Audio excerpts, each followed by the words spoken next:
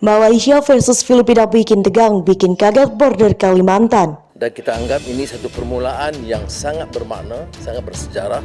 Dan apa yang dibentangkan hari ini sebenarnya tidak sepenuhnya memenuhi tuntutan atau usul yang dikemukakan oleh wakil.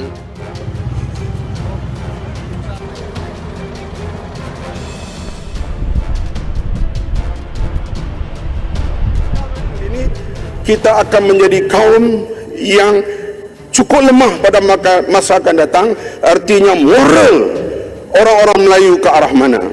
Tak boleh menukarkan kerajaan. Tapi Sabah tetap miskin dan mundur, dibiarkan, dan keselamatan Sabah selalu diperolok-olokkan, dipersendahkan. Kenapa asal-usul Sabah kita selalu dinafikan? Tapi hasil kekayaan Sabah selalu diambil, dibawa ke sini untuk membangunkan persekutuan Malaysia. Dan dia ada kesannya pada segi undang-undang perlembagaan, tetapi pengertian moral, integriti ahli parlimen yang tidak dianggap sebagai penjual maruah dan khianat kepada amanah. Jadi kalau tidak ada perubahan, akhirnya negara kita ini akan berhadapan dengan risiko-risiko yang berkemungkinan yang boleh negatif. Kalau sampai ke peringkat itu kita tidak peduli etika moral ini, dia menjadi seperti Sri Lanka. Jadi ini perkara amat membimbangkan rakyat Sabah.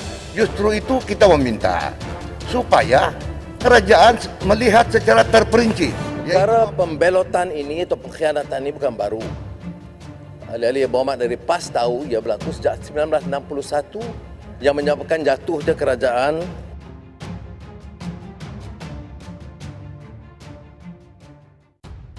Konflik perebutan wilayah Sabah antara Malaysia versus Filipina bikin tegang ASEAN. Area border Kalimantan juga ikut kena imbasnya. Sebuah laporan terbaru menyebutkan bahwa milisi Sulu Filipina akan melaksanakan invasi militer ke wilayah Sabah, Malaysia. So, China Morning Post ikut memberitakan rencana invasi Filipina itu ada sumber senior pemerintahan Filipina yang disebut. Dan sumber itu terang-terangan menyebut 19 wali kota di Kepulauan Sulu telah setuju untuk melakukan invasi ke Sabah yang dekat dengan Kalimantan. Pertemuan 1 Desember dilakukan seorang pejabat yang dipilih secara lokal di Provinsi Sulu yang mengumpulkan 19 wali kota untuk membahas rencana pembentukan tentara kerajaan Sulu. Targetnya merekrut hingga 600 orang untuk menyerbu Sabah, kata pejabat itu. Ada sejumlah teman lain yang ikut bikin kaget dan semuanya bisa disimak di bawah ini. Yang pertama yaitu reaksi Filipina. Manila buka suara mengenai isu ini. Letnan Jerica Angela Manungdo kepada Arab News, ia menyebut akan melakukan penyelidikan mendalam atas laporan ini. Kami segera menyelidiki masalah ini ketika kami mengetahui laporan berita. Berdasarkan informasi yang kami kumpulkan tidak ada hal seperti itu, ujarnya.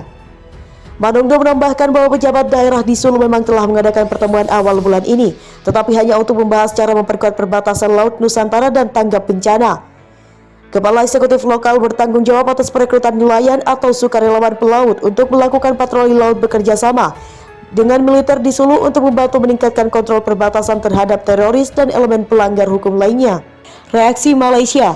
Malaysia tetap menanggapi laporan ini dengan serius, sedang memantau situasi dan menilai indikator yang menunjukkan adanya ancaman terhadap negara. Saya juga telah menginstruksikan para pemimpin angkatan bersenjata Malaysia, yaitu Angkatan Darat, Angkatan Laut, dan Angkatan Udara, untuk meningkatkan kesiapsiagaan ke tingkat setinggi mungkin terutama di pantai timur Sabah, kata Hisamuddin dalam sebuah siaran pers. Hal yang sama juga diungkapkan Kepala Polis Diraja Malaysia. Ia mengatakan telah mencatat laporan berita itu dan tetap bersiaga penuh. Kepolisian Diraja Malaysia menangani masalah ini dengan serius dan akan mengambil tindakan segera untuk meningkatkan kesiapsiagaan ke tingkat tertinggi di Sabah untuk menghadapi kemungkinan atau ancaman penyusupan, katanya kepada Bloomberg. Yang ketiga yaitu bukan yang pertama kali. Wilayah Lahad Datu Sabah sendiri beberapa kali sempat menjadi wilayah yang ditargetkan kelompok Sulu Filipina. Pada 2013, invasi yang sama sempat terjadi dengan 200 orang milisi Sulu mengepung Lahad Datu untuk merebut wilayah itu. Invasi itu akhirnya tumbang setelah 1 bulan pertempuran dengan pasukan Malaysia. Dalam sejarah, wilayah timur Malaysia ini sebelumnya sempat diklaim merupakan milik Filipina melalui sejarah Kesultanan Sulu. Namun Malaysia tetap mendapatkan wilayah itu lantaran menggunakan basis argumen bahwa di tahun 1878 Spanyol telah membeli wilayah itu dari Kesultanan Sulu. Pada 1888, wilayah Wilayah itu kemudian resmi menjadi milik Inggris setelah Spanyol melepaskan Sabah dalam protokol 1885. Dan saat kemerdekaan Malaysia, wilayah itu diserahkan Inggris menjadi milik negeri jiran itu. Yang keempat yaitu akan mengirimkan mata-mata. Pejabat Filipina menyebut bahwa pihak Sulu akan segera menerjunkan 150 hingga 200 mata-mata ke wilayah Lahad Datu dan Semporna. Dua wilayah ini rencananya akan dipaksa sebagai lokasi pendaratan pasukan.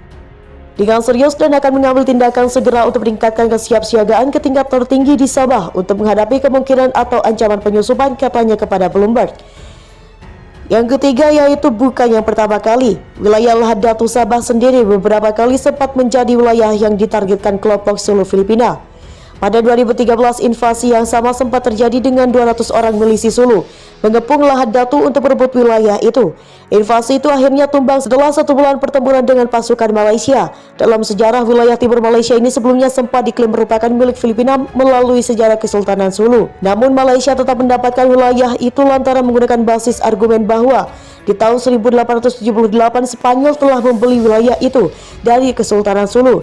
Pada 1888, wilayah itu kemudian resmi menjadi milik Inggris setelah Spanyol melepaskan Sabah dalam protokol 1885. Dan saat kemerdekaan Malaysia, wilayah itu diserahkan Inggris menjadi milik negeri jiran itu. Yang keempat yaitu akan mengirimkan mata-mata. Pejabat Filipina menyebut bahwa pihak Sulu akan segera menerjunkan 150 hingga 200 mata-mata ke wilayah Lahad Datu dan Semporna. Dua wilayah ini rencananya akan dipaksa sebagai lokasi pendaratan pasukan.